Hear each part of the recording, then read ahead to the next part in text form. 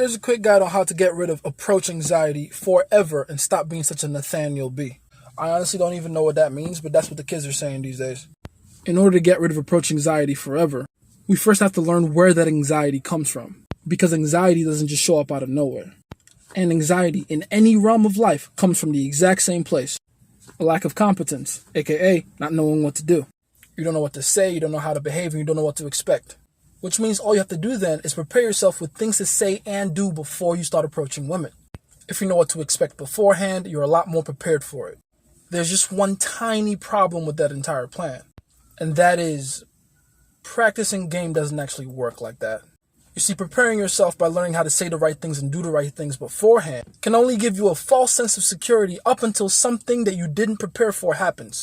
Remember how annoying and mentally draining it was when you would go out of your way to study a particular topic in school, only for the actual test to throw you a curveball and bring up nothing that you actually studied? That's literally how game feels like every time. That's what game feels like. There are no guarantees in this. The best way to practice game is to practice your game in front of women. Game and music have many similarities, because the only way to get good at your instrument is to practice your instrument. There's no world-class cello player that got good at playing the cello by practicing what he would do when he gets a cello in his hands. It is impossible to work on your craft without the tools of the trade. Game is no different. But then that brings us to the original question. How do you get rid of approach anxiety? Because in order to be able to practice your game on women, you need to be able to approach them and not feel paralyzed each time you're actually trying to attempt to. And the best way I've personally come to find is that you need a sense of urgency.